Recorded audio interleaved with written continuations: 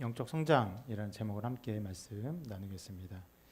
우리 지난주에 18절 말씀을 함께 살펴보았습니다. 죄로부터 해방되어 의에게 종이 되었느니라.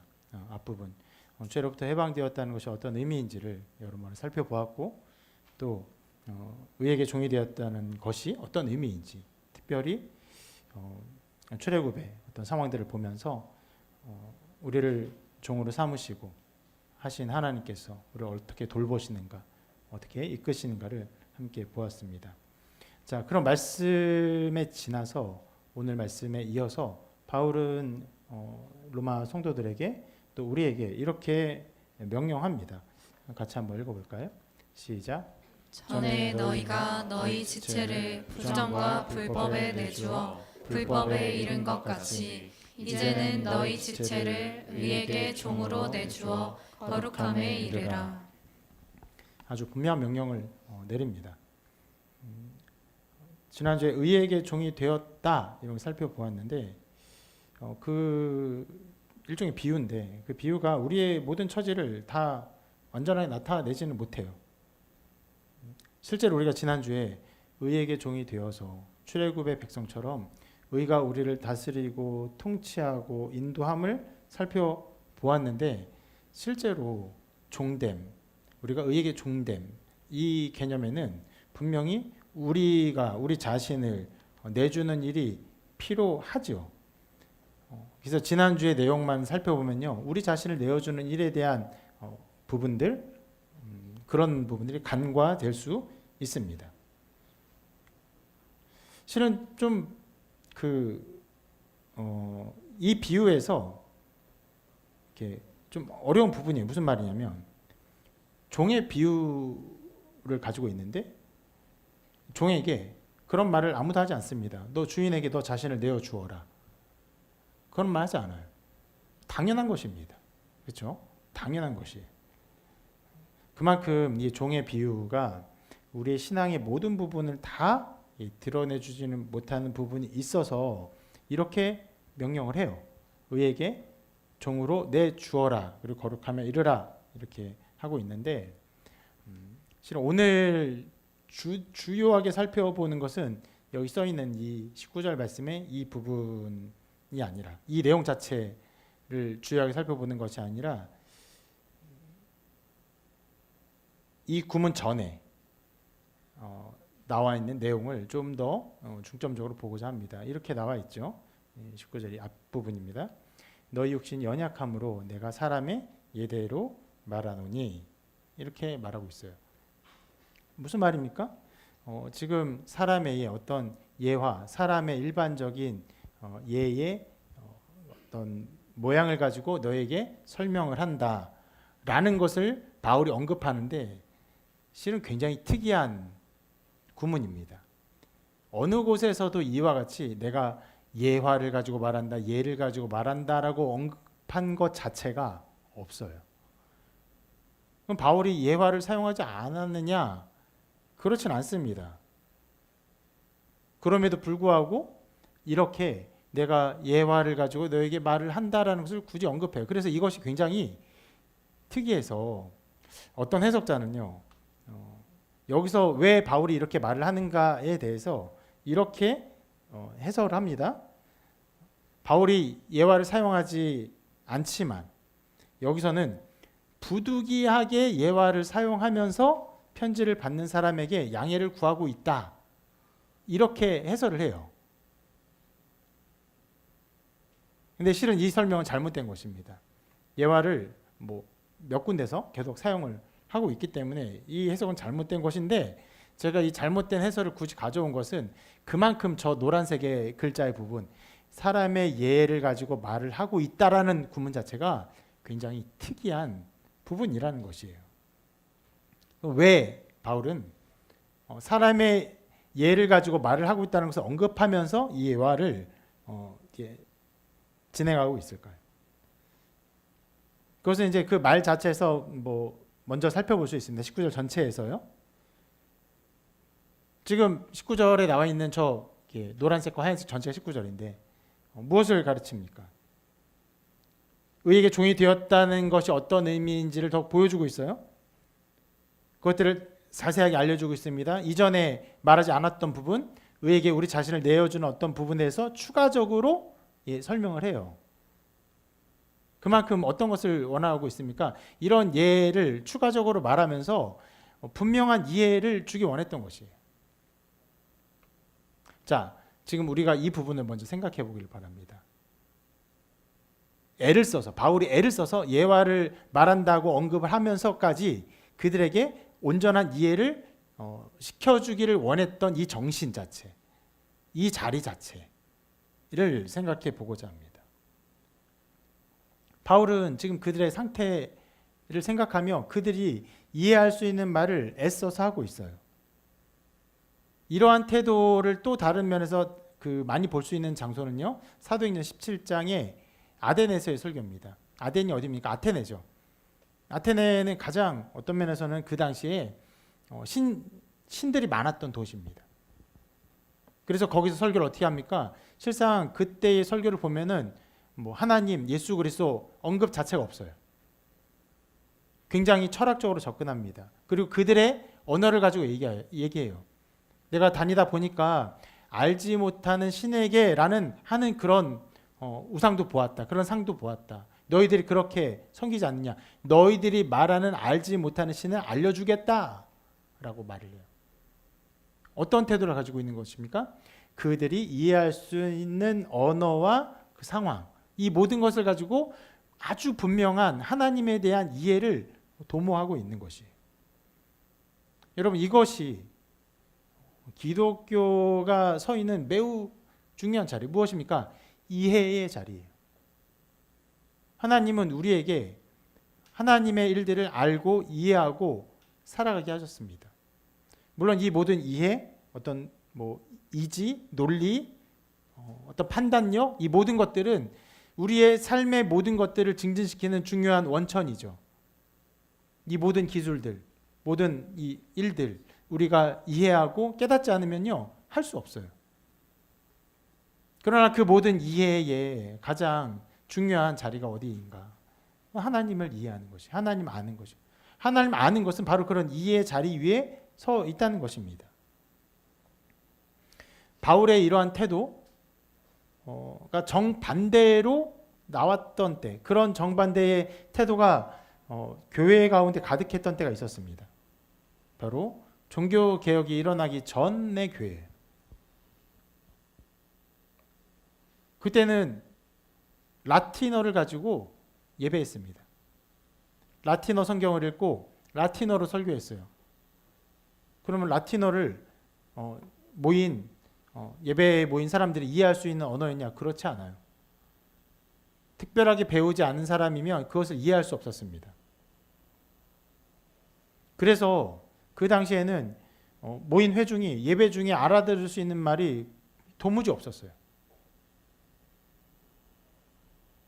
심지어는 그 당시에는 모국어, 자신의 나라의 모국어로 된 성경을 가지지 못하기도 했습니다.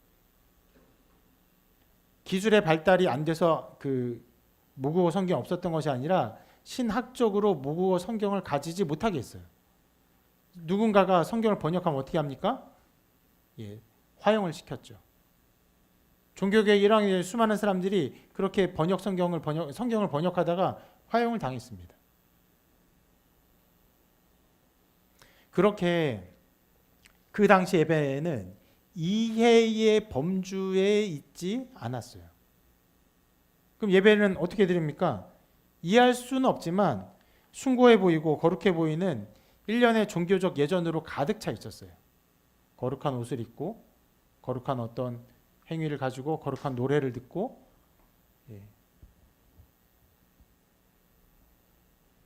그런 면에서 카톨릭이 취했던 교회의 모습의 어떠함은 무엇입니까? 압도감. 오는 사람들을 완전히 압도하는 건물의 지위를 가지고 예배의 어떠함을 취했어요.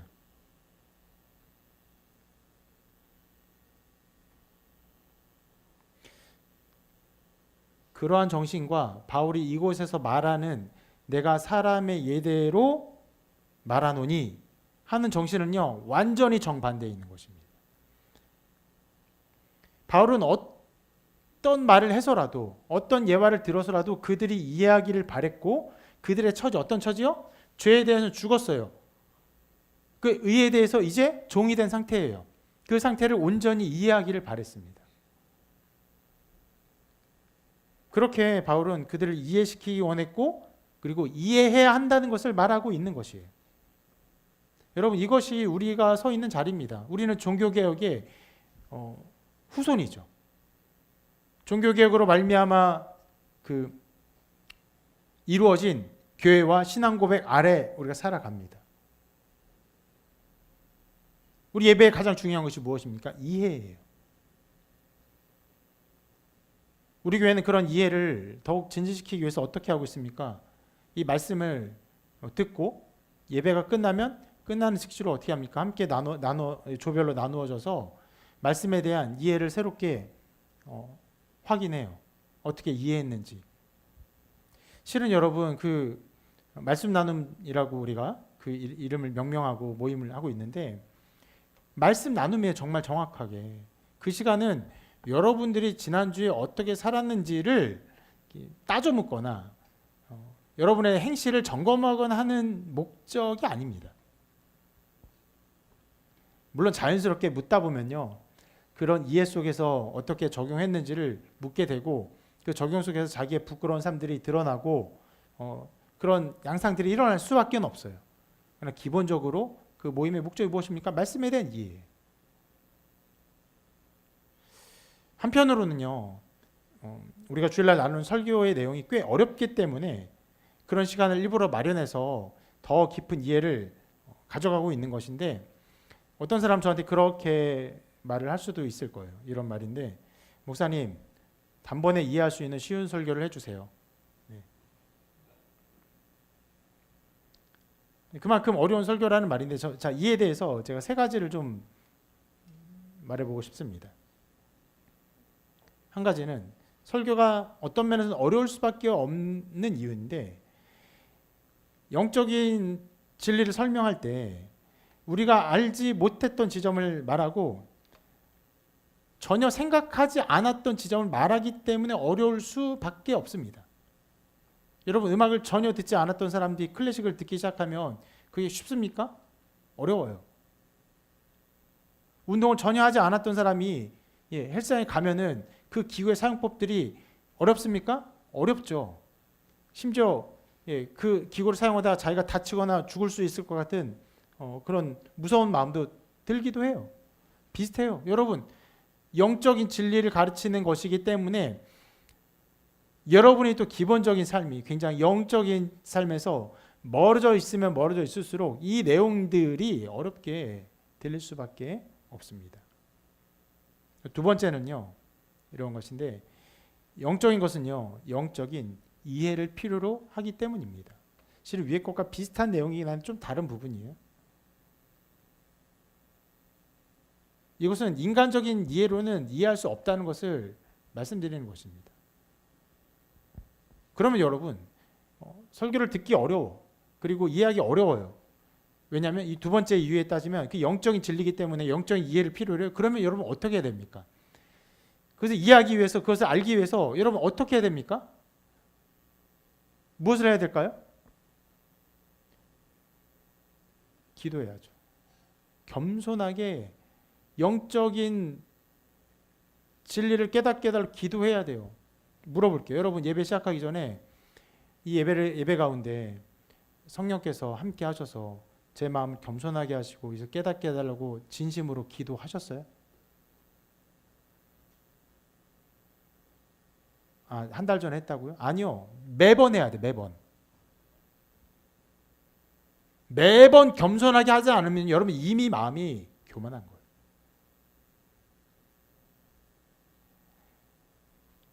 그 시간을 뭐 30분씩 40분씩 기도해야 한다 말하는 것이 아니에요.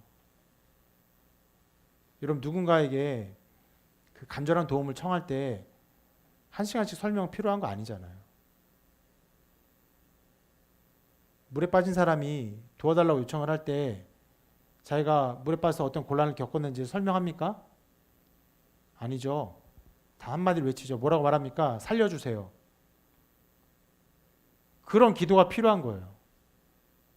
여러분, 예배를 드릴 때 하나님 우리에게 어떤 예배를 요구하십니까? 영과 진리로 예배할지니라. 실은 이러한 그 구문을 개역 한글 버전에서는요, 이런 식으로 번역했어요. 신령과 진정으로 예배할지니라. 이거 좀 잘못된 번역이에요. 신령과 진정하면 어떤 생각이 듭니까? 어떤 이렇게 신령한 마음, 그리고 나의 진심 어린 마음, 이런 게 생각나잖아요. 아니요, 이게 그 개역 개정되면서 올바르게 번역되는데 영과 진리로. 영은 뭐예요? 성령이에요. 진리는 뭐예요? 성경 말씀. 하나님 이 성경 말씀을 하나님 영으로 이해하게 해주세요라고 그냥 고백하세요.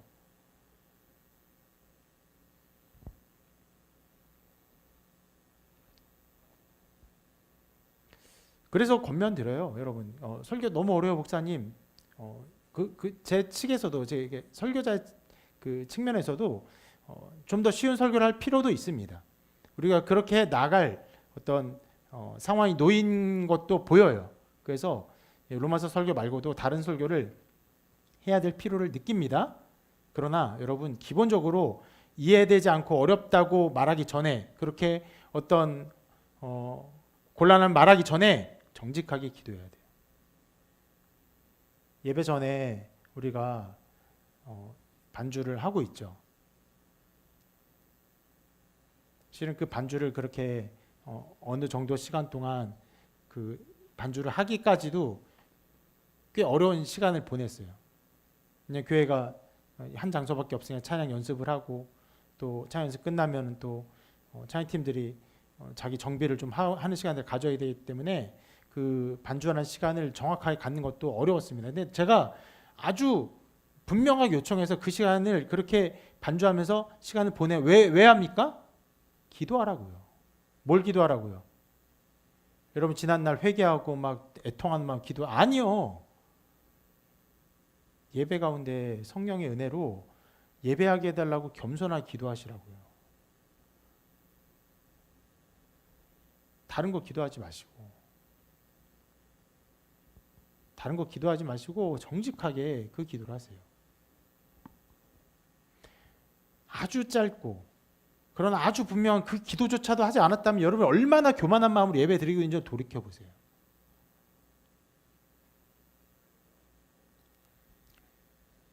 그리고는 이제 목사님 설교가 어려워요, 이런 소리를 쏟아내는 거죠. 그 말이 가당치 않다는 말은 아닙니다. 할 수 있어요. 저도 이해시킬 수 있도록 노력해야 됩니다. 그럼 여러분 정말 정직하게 기도해야 돼요. 왜냐하면 영적인 진리는 영적으로는 이해가 필요하기 때문에 그렇습니다.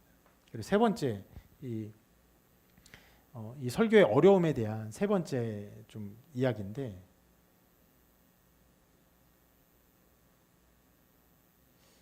설교가 어렵다고 말하는 어떤 그런 상황들의 이런 이유가 있을 수 있습니다. 그것은 설교를 실제로 이해하지 못한 것이 아니라 자기 마음의 욕심과 완고한 마음 때문에 설교를 이해할 수 없다고 스스로 변명하는 것일 수 있어요. 실은 기독교의 위대함이 여기에 있습니다. 예수님의 말씀은요, 어린아이도 이해할 수 있는 말씀입니다. 어떤 불교의 무슨 경전처럼 이상한 한문을 갖다 박아놓고 심오한 뜻이 있는 것처럼 말하지 않아요. 예수님은 아주 분명히 말씀하십니다. 그리고 제 설교 어려운 주된 이유 중에 하나는 굉장히 논리가 길어요. 굉장히 호흡이 길어요. 그래서 어려운 부분이 있는데, 그러나 그 긴 만큼 많은 것들을 이해하고 설득시키려는 수고와 노력의 결과입니다. 그런데 이해를 못한다고 스스로 변명할 수 있어요. 그 자리에 서는 것이 두려워요. 어떤 때는 말씀을 들으면 내가 불신자인가? 내가 정말 예수님 믿지 않는 사람, 내 마음의 믿음은 헛된 것인가? 이런 두려움이 생길 수 있어요.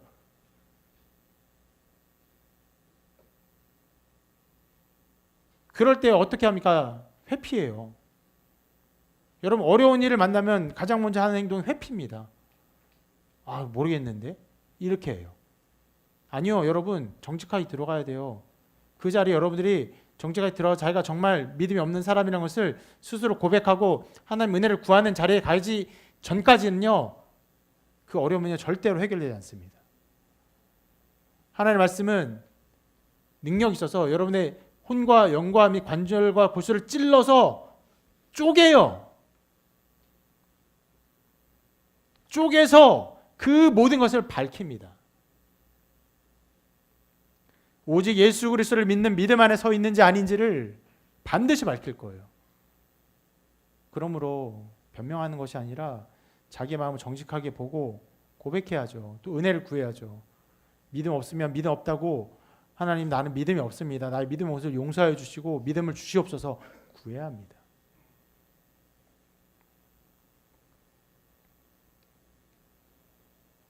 자, 세 가지로 제가 설명드렸어요.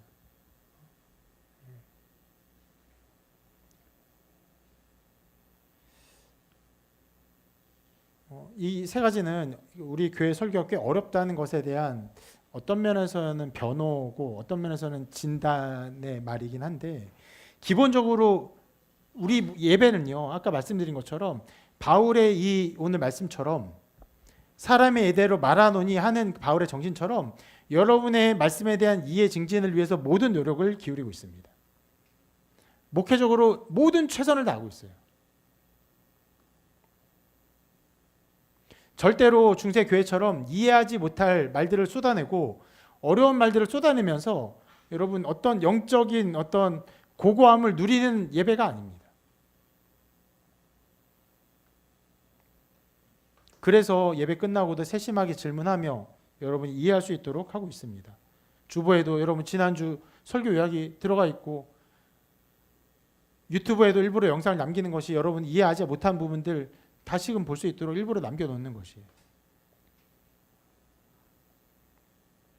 여러분 그렇기 때문에 이런 모든 이해를 위한 모든 노력과 가르침이 나타나고 있고 이해가 우리의 믿음 위에 서 있는 것이기 때문에 여러분이 어떻게 됩니까?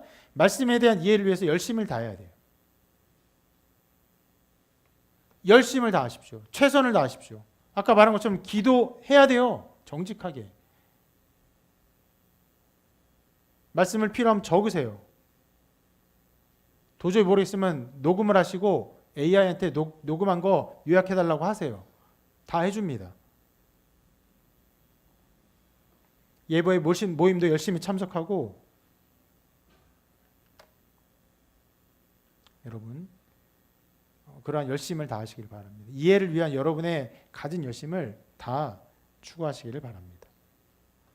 다시 말씀으로 돌아와서 바울이 예화를 사용하는 왜 여기서 예화를 사용하는 이유를 또 다른 부분을 살펴보고자 하는데 그것은 바울이 지금 가르치고 있는 것에 대해서 오해를 막기 위해서 예화를 사용하고 있고 예화를 사용하고 있다는 것을 언급하고 있습니다. 바울은 자기가 어떤 것을 가르치면요 그것이 어떤 오해를 낳을 수 있다는 것을 알고 있었습니다. 우리가 대표적으로 볼 수 있는 오해가 무엇입니까? 6장 1절의 말씀이죠. 이렇게 말씀했습니다.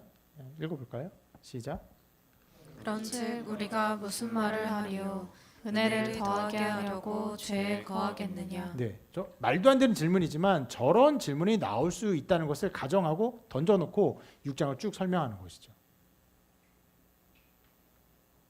그만큼 바울은요 어떤 오해가 있으면 오해가 있다는 것을 얘기하고 그를 언급하고 그 오해를 풀어주려고 수고하고 애를 씁니다.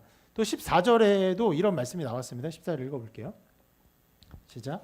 죄가 너희를 주장하지 못하리니 이는 너희가 법 아래에 있지 아니하고 은혜 아래에 있음이라. 자, 14절 말씀을 뜯어서 보면요. 우리가 죄 아래 없구나. 법 아래 있지 않구나.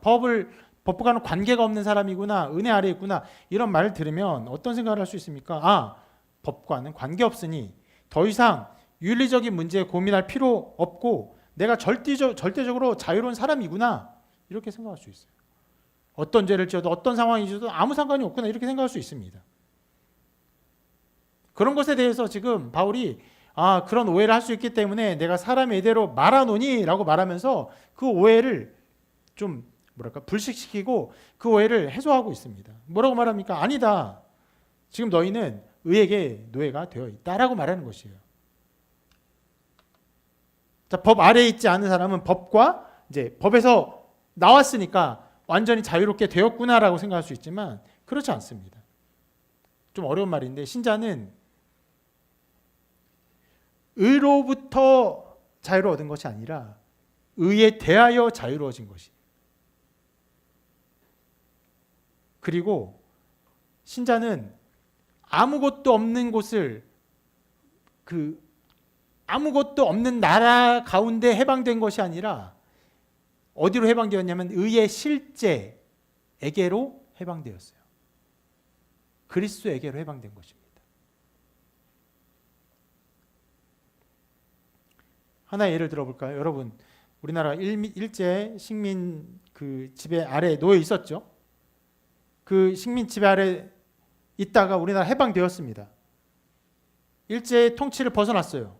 그러면 벗어난 우리가 그러면 마음대로 살아도 되는 완전 자유의 국민이 된 것입니까? 아니죠. 일제체에서 놓인 우리는 어디에 놓여 있는 것입니까? 대한민국의 헌법 아래 놓여 있는 것.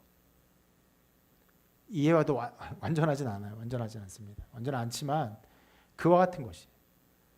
우리가 법 아래 놓였어요. 그러면 법 아래 놓였으니까 우리는 아무것도 우리를 통제하고 구속하지 않고 아무것도 관계없는 그런 거의 신적인 자유 거기에 속해 있는 아니 그렇지 않아요.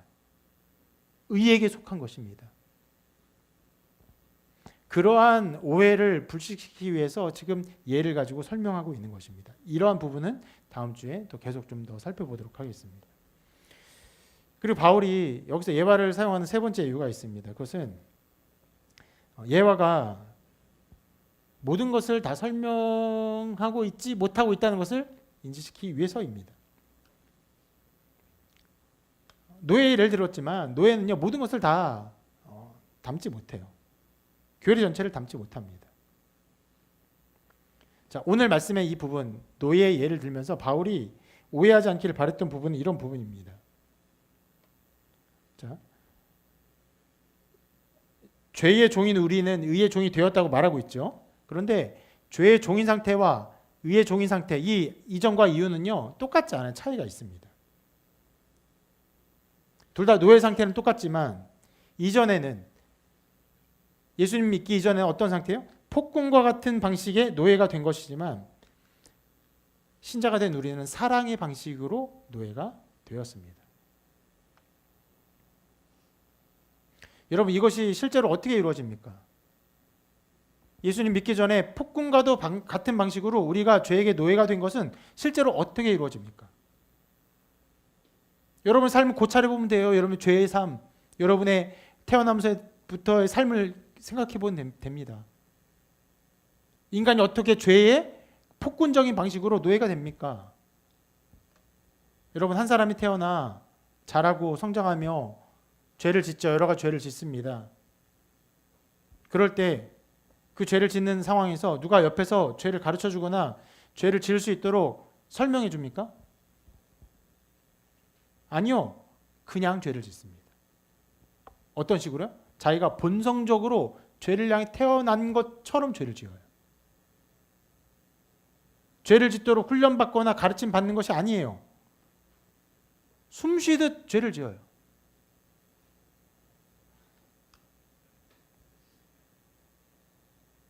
그것이 바로 폭군의 방식으로 죄가 인간을 노예 상태로 만든 것이에요. 어느 정도로 노예로 만든 것입니까? 인간 모두가 죄의 노예 상태로 살아가는데 스스로 죄의 노예인 것도 알지 못하며 죄를 지으며 살아가요. 여러분 이것이 얼마나 우리에게 위험천만한 일입니까?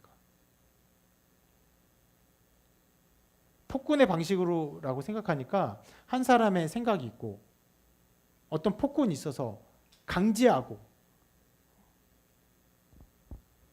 힘을 막 발휘해서 억지로 그 가운데 끌려가게 하는 생각을 할 수 있지만 그보다 더 무서운 폭군은 무엇입니까? 네, 그것도 알지 못하는 상태에서 자기가 이 죄의 노예를 기뻐하며 살아가는 거.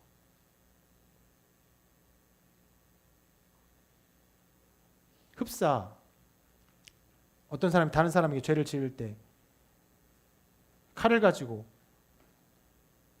협박하는 것도 무서운 죄지만 어떤 면에서 그보다 더 무서운 죄가 무서운 어떤 일들이 무엇입니까? 그 사람을 심리적 지배하는 것. 실은 수많은 그 이단들이 하는 행태가 그것이죠. 가스라이팅을 해서 심리적 지배를 해서 자기의 인생, 자기의 모든 어떤 성적인 문제, 재정 다 내어바치게 합니다. 그것이 바로 이 폭군의 방식이에요. 은혜가 우리를 통치할 때 어떻게 합니까? 은혜가 우리를 어떻게 통치해요? 그 무엇보다 예수 그리스도를 말해줍니다. 그분이 어떤 분인지를 알려줘요. 그분의 사역을 알려줍니다. 그리고 어떻게 합니까? 그 모든 것을 깨닫도록 여러 말씀을 듣게 해요. 누구를 통해서? 설교자들을 통해서, 또는 부모님을 통해서, 친구를 통해서, 전도자들을 통해서, 말씀을 통해서 듣게 합니다. 그리고 그 모든 것들을 듣고 그것을 믿음으로 말미암아 어떻게 됩니까? 믿음으로 말미암아 그리스도의 종이 돼요. 심지어 그리스도의 종이 되는 그 과정에서도 어떻게 합니까? 네, 그것을 선택하도록 말해요. 예수 그리스도를 믿으십니까? 여러분 학습받고 세례 받을 때 예수 그리스도를 당신의 구주로 믿을 것을 서약합니까? 물어보죠. 그리고 물어보고 그 대답 속에서 자기 신앙이 고백되고 그렇게 가는 것이에요.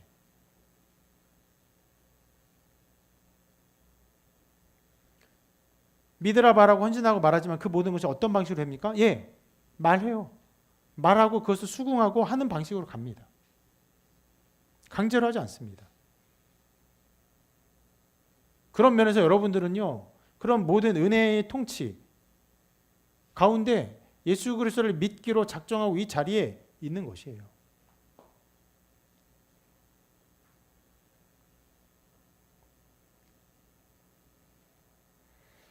그렇게 의의 노예가 되는 방식은요, 폭군의 방식이 아닙니다. 은혜의 방식이에요. 신자는 그렇게 우리를 향한 하나님의 사랑과 그리스도의 사랑을 알기 때문에 그 사랑에 의해서 움직이지 않을 수 없게 된 것입니다.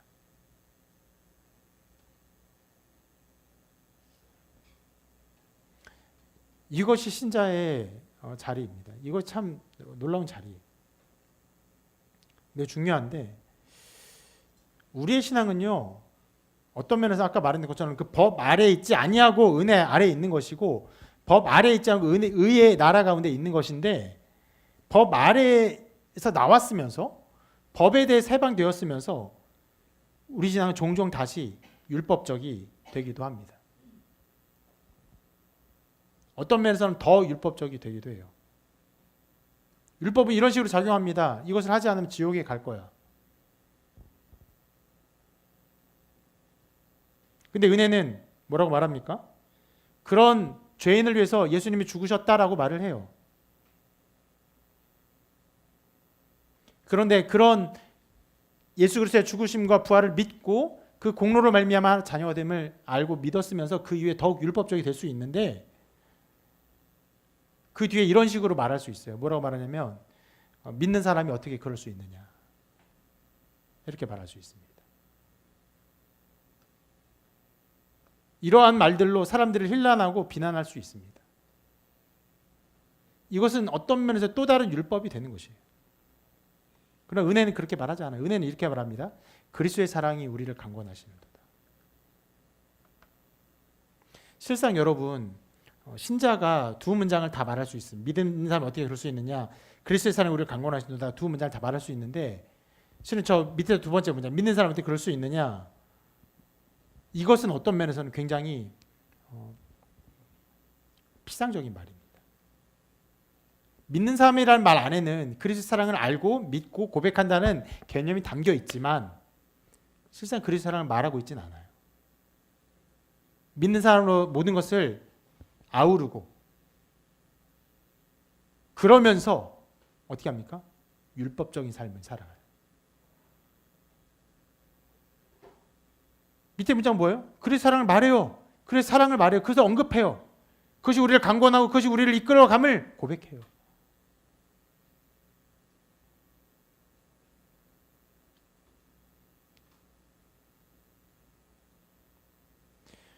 여러분 모두가 우리가 어떤 자리에 있는지를 알고 또 실제로 이 그리스도 사랑 우리를 강권하는 그 믿음 속에서 살아가게 되기를 바랍니다. 그리고 그것을 고백하고 그것 가운데 여러분의 모든 말들이 나오기를 바랍니다.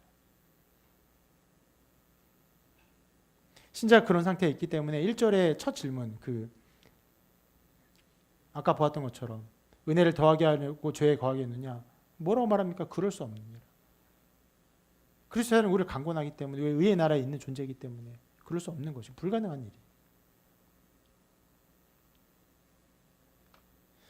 이와 같이 의에 종된 것 또 그 전에 죄에 종된 것에 대한 어떤 이야기를 하면서 그 예화의 어떤 부족한 부분을 더 말하기 위해서 바울이 예화를 말하고 있을 뿐 아니라 또 이것이 예화임을 말하고 있기도 한 것입니다.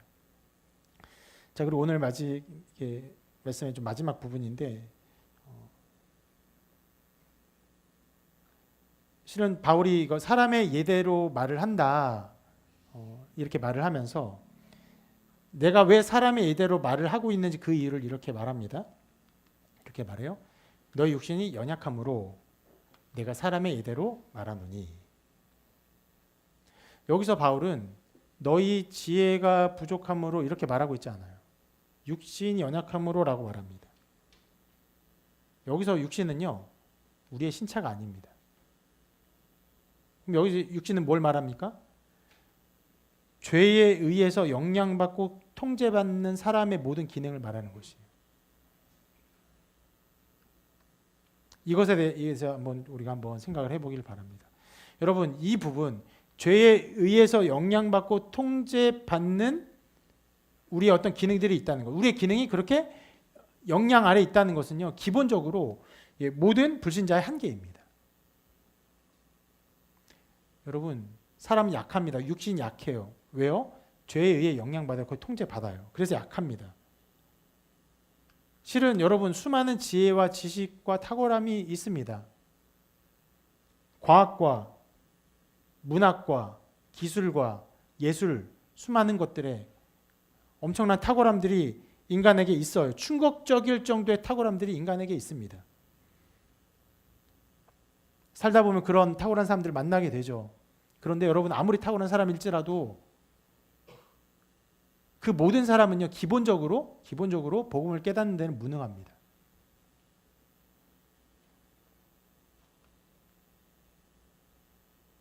여러분 그런 지혜로운 사람들에게 이런 것들을 말해 보십시오.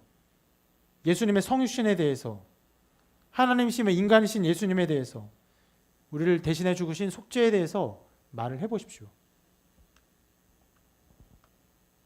아무것도 알지 못하고 감각하지 못합니다. 말씀은 그런 사람의 상태를 이렇게 말을 합니다. 같이 읽어볼게요. 시작. 육에 속한 사람은 하나님의 성령의 일들을 받지 아니하나니 이는 그것들이 그에게는 어리석게 보임이요 또 그는 그것들을 알 수도 없나니 그러한 일은 영적으로 분별되기 때문이라. 말씀에 가르치는 모든 것들은 영적인 일이기 때문에 성령이 아니고서는 깨달을 수 없습니다. 이해할 수 없어요. 그런 일들이 일어납니다. 그런데 그 반대의 일도 일어나요. 되게 무식하고 어리석은 사람들인데 말씀을 깨달아요. 말씀에 감격합니다. 그걸 받아들여요.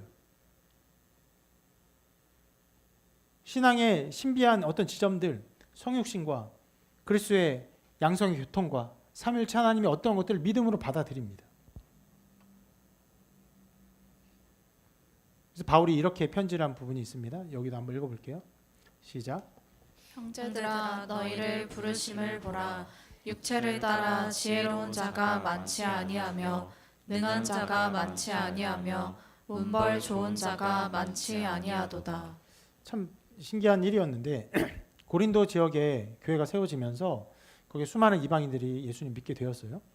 근데 그들에게 그들의 편지를 하면서 이렇게 말해요. 육체를 따라 인간적인 어떤 판단의 기준에 따라 지혜로운 자가 많지 않다. 이게 그 이중부정이죠. 이중부정은 강조하는 것입니다. 그러면 지혜로운 자가 많지 않다는 것은 많지 않다는 겁니까? 아니면 매우 부족하다는 것입니까? 매우 부족하다는 거예요. 너희가 다 어리석은 사람이 아니냐 이렇게 말하는 거에는 다름없어. 또 능한 자가 많지 않아요. 능력 있고 힘 있는 권세자들이 없어요. 또 문벌 좋은 자, 가문이 훌륭한 사람이 없어요. 지금의 우리가 느끼는 가문의 훌륭함은 그때 가문의 훌륭함은 다르죠. 그때 가문이 훌륭한 사람은 아주 대대손손 어떤 탁월한 삶을 살 수 있는 어떤 그런 사람들이 없어요.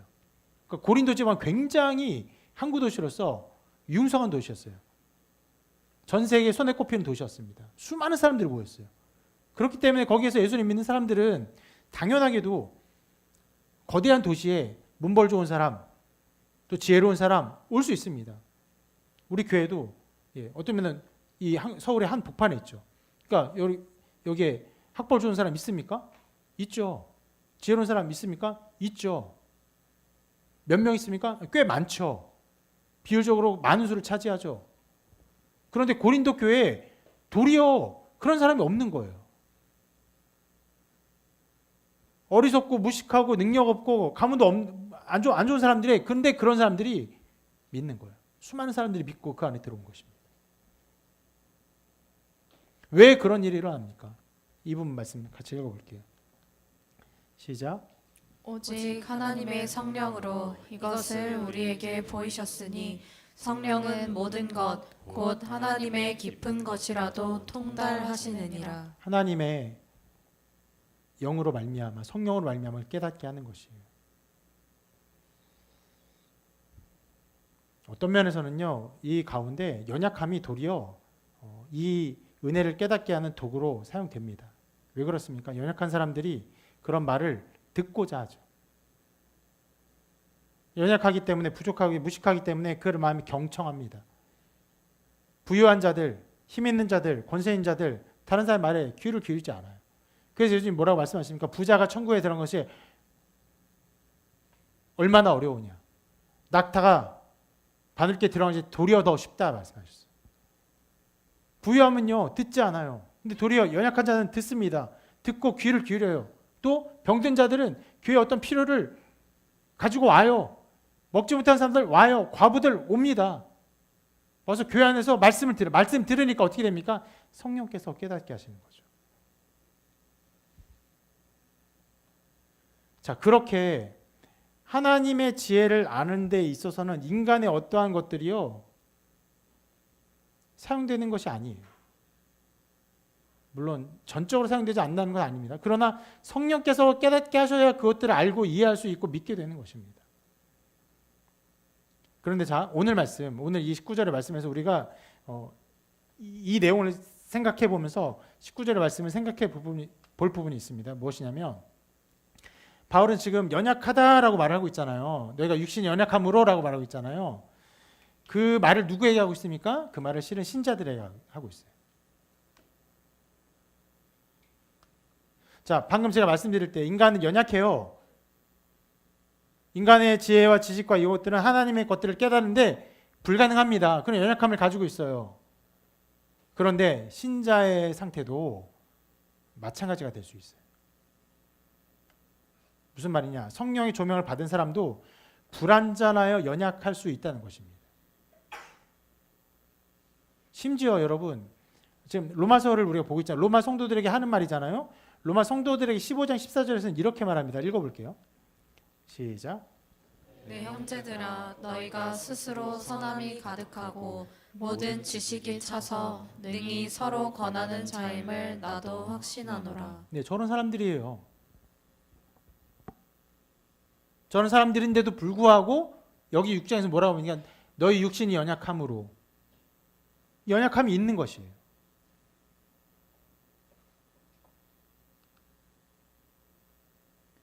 그것이 바로 인간의 연약함입니다. 실상 인간은요, 기본적으로 하나님의 말씀을 깨닫기 전에 연약한 자인데 성령의 조명으로 말씀을 깨닫고 이해한 이후에도 그 이해의 정도에 있어서 여러 다양한 어떤 다양성이 나타납니다. 몇 군데 말씀을 좀 읽어볼게요. 이렇게 말하는 부분이 있습니다. 시작. 형제들아, 내가 신령한 자들을 대함과 같이 너희에게 말할 수 없어서 육신에 속한 자 곧 그리스도 안에서 어린 아이들을 대함과 같이 하노라. 두 가지를 말해. 신령한 자들이 있다고 해요. 그런데 지금 이 편지를 받는 사람은 뭐라고 말합니까? 어린 아이들을 대함과 같이 한다. 그러니까 너희들은 신령한 자가 아니라고 말하는 것이.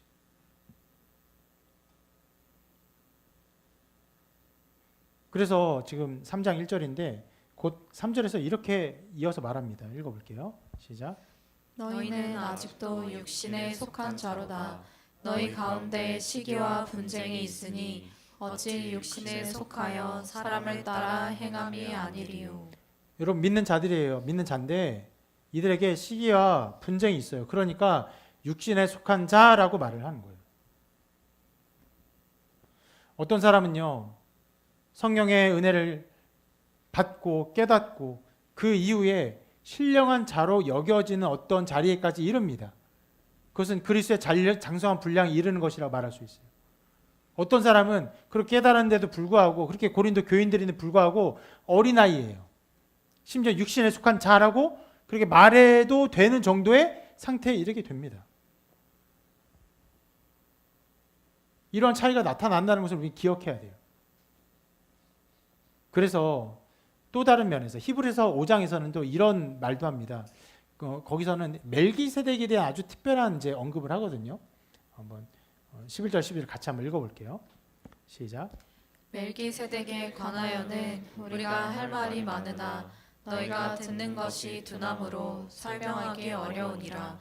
때가 오래되었으므로 너희가 마땅히 선생이 되었을 터인데 너희가 다시 하나님의 말씀의 초보에 대하여 누구에게서 가르침을 받아야 할 처지이니 단단한 음식은 못 먹고 젖이나 먹어야 할 자가 되었도다. 이렇게 히브리서를 쓰면서 멜기세덱에 관한 것들을 어떤 면에서는 충분히 다 말하지 못한다라고 말을 합니다. 여기서 중요한 것을 여기서 볼 수 있어요. 이 말씀 보면요, 이렇게 말합니다.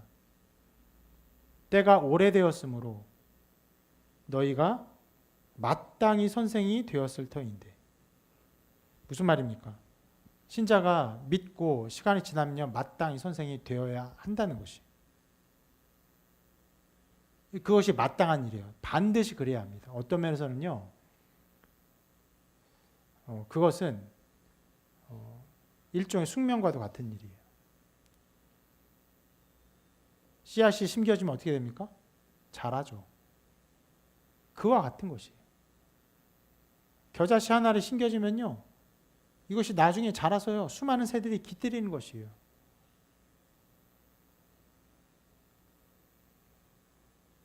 그런 면에서 여러분, 시간이 지났는데도 자라지 못한 것은 잘못된 것입니다. 그래서 뭐라고 말합니까? 너희가 자라지 못하고 말씀의 초보에 대해 또 배우고 젖이나 먹게 된 그런 상태를요, 책망하고 있어요.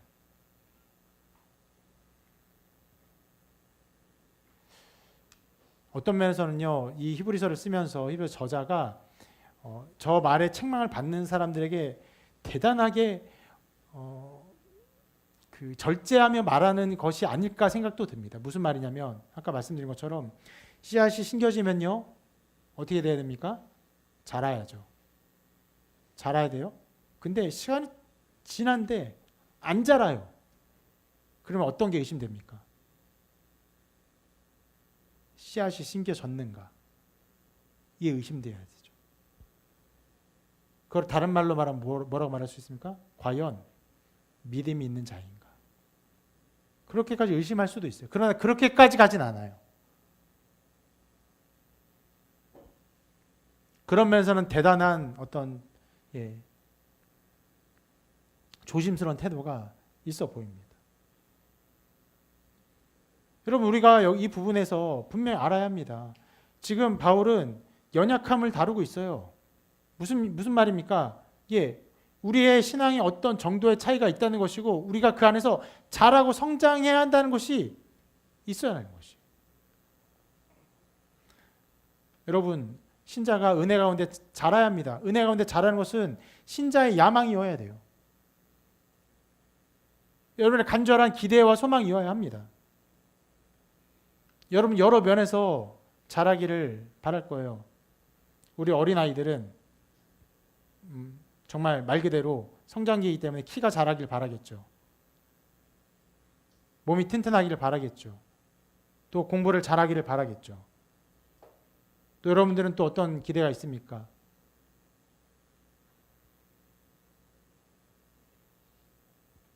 가정을 이루기를 바랄 수도 있겠고 직장에서 승진하기를 바랄 수도 있겠고 더 많은 연봉을 바라는 마음도 있을 거예요. 어떤 사람들은 주식에 투자했으면 주식이 막 올라가는 것을 바랄 수도 있을 거예요.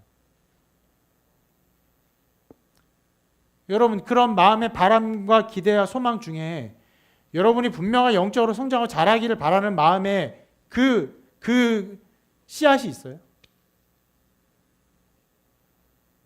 더 견고해지고 환난에서도 기뻐하고 하나님을 즐거워하고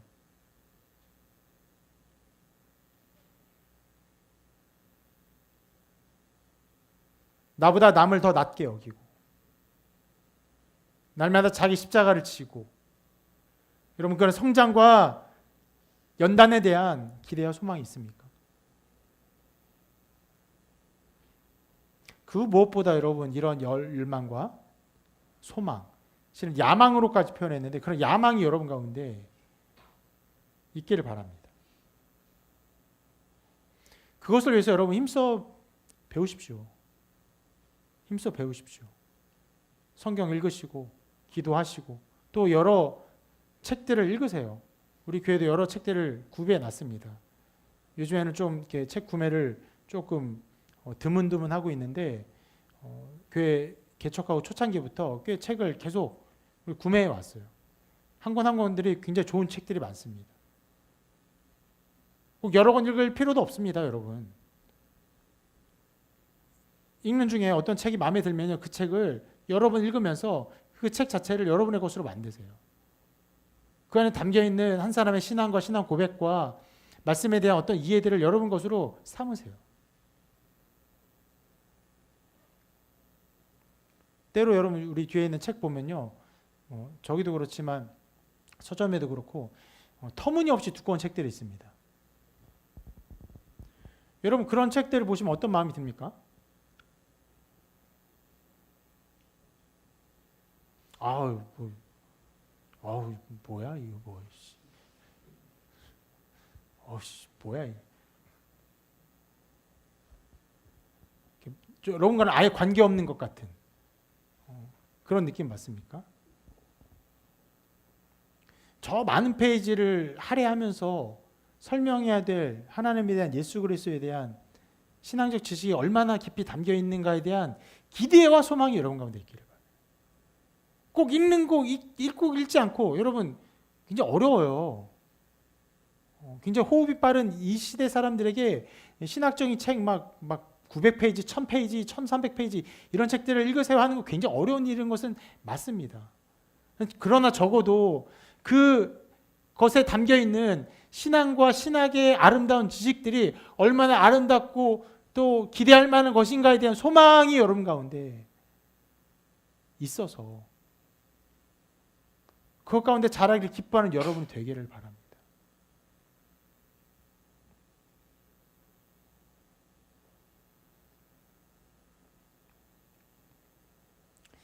주님은 우리에게 이렇게 말씀하셨습니다. 이 말씀 한번 읽어볼게요. 시작. 또 이르시되 너희가 무엇을 듣는가 스스로 삼가라. 너희의 헤아리는 그 헤아림으로 너희가 헤아림을 받을 것이며 더 받으리니 있는 자는 받을 것이요 없는 자는 그 있는 것까지도 빼앗기리라. 굉장히 중요한 성경적 진리를 알려줍니다. 있는 자는요 더 받아요. 없는 자는요 있는 것까지 빼앗깁니다. 얼마나 잔혹합니까? 그런데 이게 성경의 원리예요. 영적인 원리입니다. 실상 이 말씀이 어디서 나온 거냐면 그 네 가지 밭의 비유 이후에 나온 것입니다. 돌밭, 길가이죠. 길가, 돌밭, 가시덤불이 있는 거, 좋은 밭. 그 말씀을 잘못 이해하면은 우리가 태생적으로 돌밭이구나, 태생적으로 길가구나, 태생적으로 좋은 밭이구나 이렇게 잘못 오해할 수 있어요. 그러나 여러분 성경은 그렇게 말하고 있지 않아요. 뭐라고 말합니까? 중간에 저희 24절 보면은 너희가 무엇을 듣는가 스스로 삼가라. 예, 듣고 있는 것.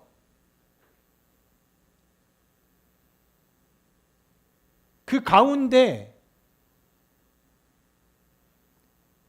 우리의 마음과 생각들이 달라지는 것이. 주님 우리에게 그런 네 가지 밭의 비유를 말하면서 어떤 사람 태초부터 태생적으로 좋은 밭으로 예비되어서 이런 말씀을 주신 것이 아닙니다. 좋은 밭이 되라고 말씀하세요. 세상의 염려와 재물에 대한 유혹을 벗어버리고 좋은 밭이 되라고 말합니다. 좋은 밭이 되어서 어떻게 합니까? 듣고 스스로 삼가고 또 그러면 있는 자는요 어떻게 더 받게 돼요.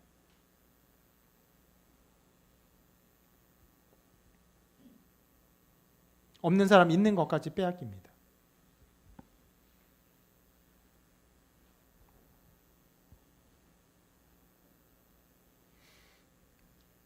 이런 영적인 원리가 여러분 나타남을 고백하십니까? 이런 영적 원리가 우리 가운데 나타나고 있다고 여러분 생각하십니까? 그럼 이런 영적 원리가 나타나는 것은요, 우리가 이렇게 삶을 살아가면서 한없이 마냥 좋은 일로 여겨질까요? 그렇지 않아요. 없는 자가 있는 것까지 빼앗기는 것을 보는 것은요, 안타까운 일입니다. 가룟 유다가 배신하여서 자살한 모습을 보는 다른 제자들의 마음은요, 아팠을 거예요. 그가 그의 죄대로 처벌되고 그의 잘못한 대로 멸망받는 것이 마땅하다고 말을 했지만 다른 제자들의 마음 가운데 그래 잘 됐어. 가룟 유다는 당연히 죽었어야 돼.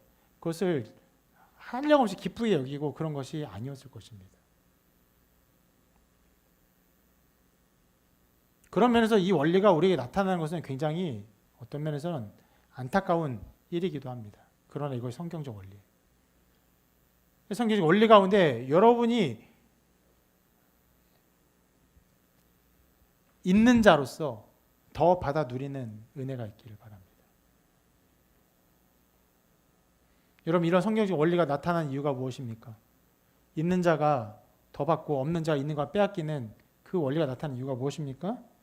단 하나의 하나님이 우리를 돌보시기 때문입니다.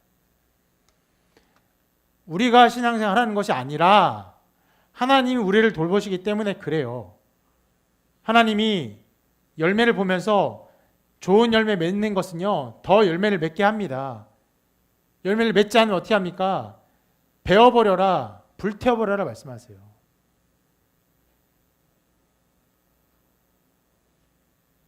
지난주 우리가 본 것처럼 하나님은 출애굽 백성을요 가만두지 않으셨어요. 어떻게 하셨습니까?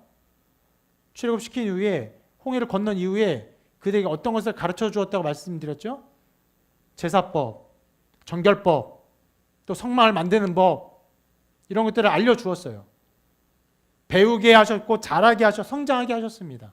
가만두지 않으셨어요. 굉장히 그들이 그들의 원래 이해와 생각 속에는 받을 수 없고 이해할 수 없는 수많은 것들을 알려주셨어요.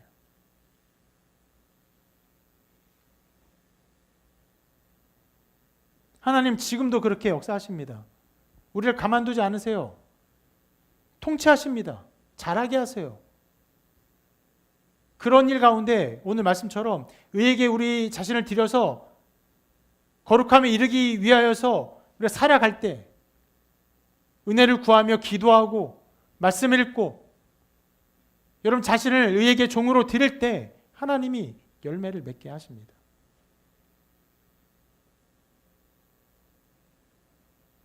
우리는 연약한 사람이에요. 너희 육신 연약함으로라고 하는 것은요, 로마 교인들의 특정한 상황이 아닙니다. 우리 모든 사람에게 동일하게 있는 일이에요.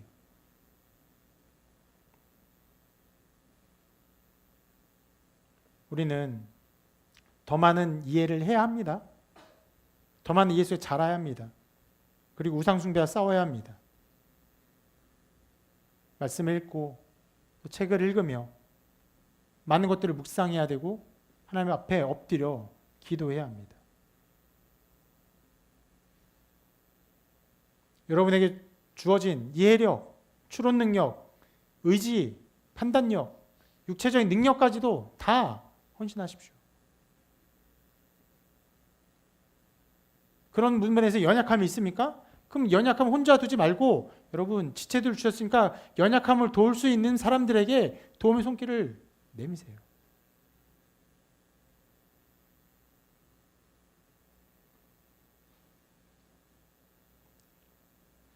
여러분들이 그 안에서 잘하려고 한다면 하나님은 우리를 반드시 잘하게 하실 것입니다. 연약하기 때문에 그렇게 하십니다. 우리 연약한 존재이기 때문에 그렇게 이끌어 주실 것입니다.